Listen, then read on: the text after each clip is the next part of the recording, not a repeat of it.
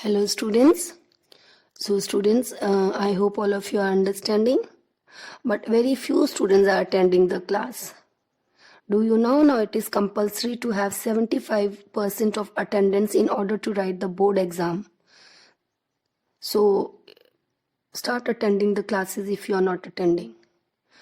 Okay, now we will proceed with the previous portion, that is with the previous chapter, that is control and coordination. What is synapse? Anyone of you can answer? You can use the microphone or you can even text me. What is a synapse? Synapse is a small gap which is present between the two neurons. Okay, that is present between the dendrites of the other neuron and the knobs of the branches of the axon. Okay, what are neurotransmitters? Neurotransmitters are the chemicals which are present at the synaptic knobs of the branches of the axons. How the message is transmitted from receptors to CNS. CNS means central nervous system. Means, or in other words, how the message is transmitted from receptors to brain. The message is transmitted in the form of electrical signals, or which is also called as electrical impulse or nerve impulse. Now the definition of nerve impulse, students. Nerve impulse is a self-propagated electrical current that travel from one end to another of the neuron for the passage of message. Okay, so I hope all of you have understood. This we discussed in the previous class. So the pathway which the nerve impulse follows is first the stimuli. Whatever change occurs in the surroundings, that is the stimuli. Okay, so that is detected by the receptors which are present in the sense organs. You can even see the image. So that is detected by the receptors, and then on detecting the stimuli, electrical signals are set in the nerve. And you know what is a nerve? That is a group of nerve fibers. Okay, and that nerve in which the electrical signals are set up, actually that is the sensory nerve, made up of sensory neurons. So we can also say that the electrical signals are set up in the sensory neurons, or the group of sensory neurons from sensory nerves. So it's one and the same thing. So electrical signals are set up, and these electrical signals are carried to the central nervous system, that is the brain or the spinal cord. If it reaches the brain, in the brain, this message is interpreted or it's read by the brain. And then brain sets the new signals, and these new signals, obviously these new signals are also in the form of electrical current, electrical impulse, that is carried by the motor neurons or the motor nerve to the effector. Okay, and the effector responds to it.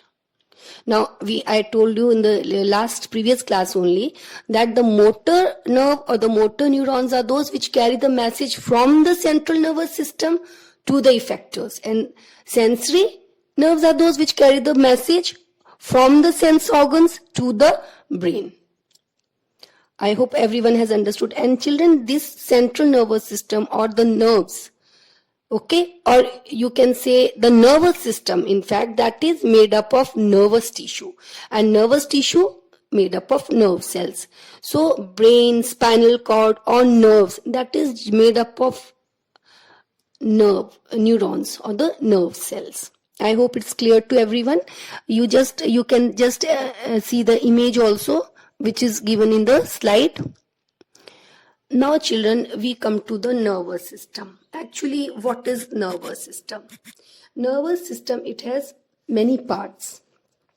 Nervous system is divided into two main parts, that is central nervous system, which is also called as CNS, and the peripheral nervous system, which is also called as PNS. Okay, Now, central nervous system consists of brain and the spinal cord.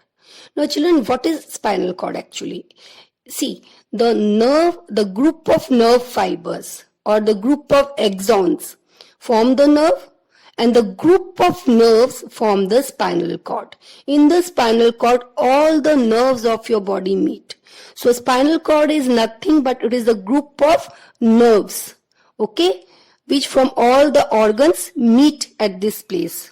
Okay, and now since it is, I told you, all the delicate organs of our body that is supported or that is protected by the skeleton system. So this spinal cord that is protected by the backbone. If you touch the back side, you will see some round bony structures. So that is the backbone, and in the center lies the spinal cord. So children, spinal cord, it connects brain with the peripheral nervous system. What is peripheral nervous system? Peripheral nervous system actually consists of nerves which carry the message from the brain to the sensory organs, or which connects the brain to the organs. Okay, so generally peripheral nervous system consists only of all the nerves, whether it's a motor nerve, whether it's a sensory nerve, which carries the message to the central nervous system or from the central nervous system. I hope everyone has understood. And what is the spinal cord? Which connects the brain and the peripheral nervous system. Okay, now peripheral nervous system is again of two types: somatic nervous system, which is also called as voluntary nervous system, and autonomic nervous system, which is involuntary nervous system. Voluntary means the thing which is under your control, and involuntary means which is not under your control, in which thinking is generally not involved, but in voluntary the thinking is involved. So voluntary nervous system, it controls voluntary muscles and transmits sensory information to the central nervous system. And autonomic nervous system, it controls involuntary body functions. Again, autonomic nervous system is divided. It consists of sympathetic nervous system and parasympathetic nervous system. So we will not study into detail in this chapter. We will study only about the central nervous system. Okay, I hope it's clear to everyone. So central nervous system consists of brain and the spinal cord. Now, spinal cord is what? It consists of group of nerves, and these nerves connect the brain with the organs, because all the nerves coming from the organs or the brain, they meet at a point. So actually the spinal cord, it connects the organs and the brain, and peripheral nervous system consists of all the nerves of the body. I hope it's clear. Now children, reflex action. What is reflex action? Reflex action is actually the spontaneous, automatic and mechanical response towards a stimulus without the will of an animal. Okay, reflex response occur immediately and very fast. These are involuntary responses, means it is not under our control. Here the message, it reaches to the spinal cord, not to the brain. I hope it's clear to everyone. The stimuli is detected by the receptors of the sense organs, and an electrical impulse is set up in the sensory nerve. The message is transferred to the spinal cord, as all the nerves of the body meet here. The message is transferred to the motor nerve of the spinal cord, which brings the message from the spinal cord to control the effectors. I hope it's clear to everyone.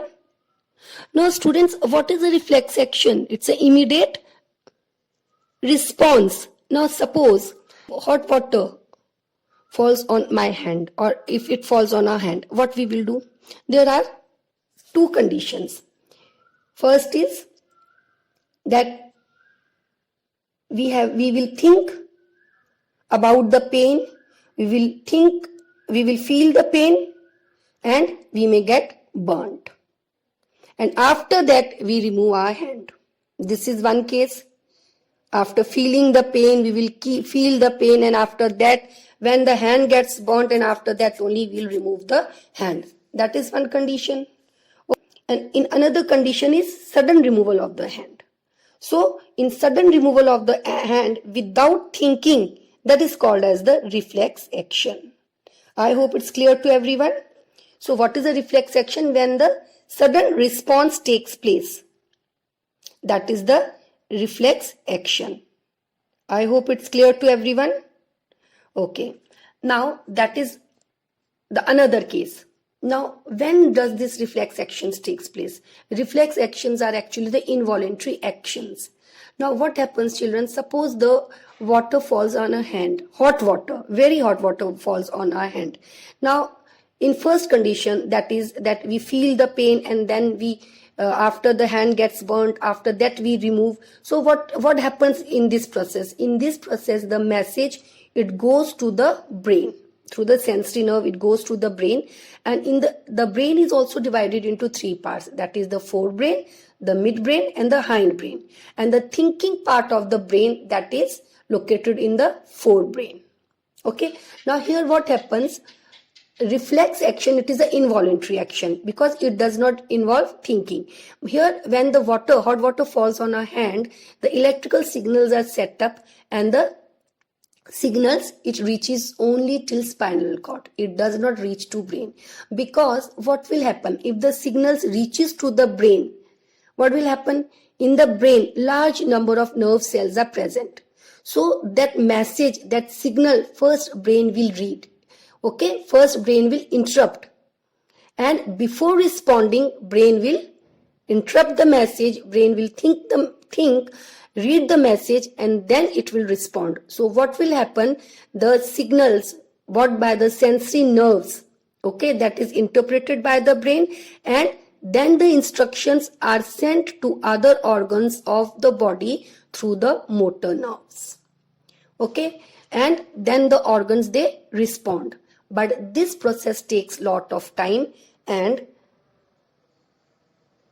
the hand may get burnt, because it will take lot of time. The message will go, the brain will read, and by the time the motor nerves bring the signals from the hand, from the brain, the hand will burn. Now what happens here? Now these are the sensory nerves which brings message from the outside, carries the message, okay, which carries the message. So now when these nerves, sensory nerves, this message it carries, and when this message is passed to the motor nerve, which controls the movement of the muscles or the movement of the organs, then what will happen? Our hand can be saved from burning.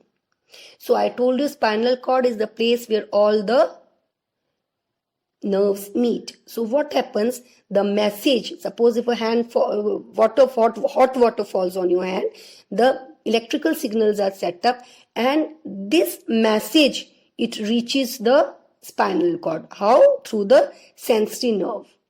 And in the spinal cord, motor nerve is present, which motor nerve, which controls the movement of the muscles, or which controls the effector organ, or which gives instructions to the effector organ. So what happens? The message is carried through the sensory nerve, it reaches the spinal cord, and in the spinal cord the message is transferred to the motor nerve, and the instructions are brought by the motor nerve to the effector organs, and it moves the muscles. Muscles contract and hand is pulled back. And this is a fast response. Here the message does not reach the brain, because if it happens, then that thing will take time and the hand will get burnt. I hope it's clear to everyone. The path followed during reflex action is called as reflex arc. Is it clear to all of you? Reflex arc is the path which is followed during reflex action. That is called as reflex arc. Central nervous system. Students, you can see the slides. Central nervous system, as I have told you before, and it's also there in the image, that consists mainly of brain and the spinal cord. The brain is divided into three parts: forebrain, midbrain, and hindbrain. Forebrain actually is the main thinking part of our brain. Whatever thinking process takes place, that takes place in the forebrain. So students, today we will do till here. Okay, you just hear the audio. After that, please revise it and then complete the assignments given to you. Thank you, students.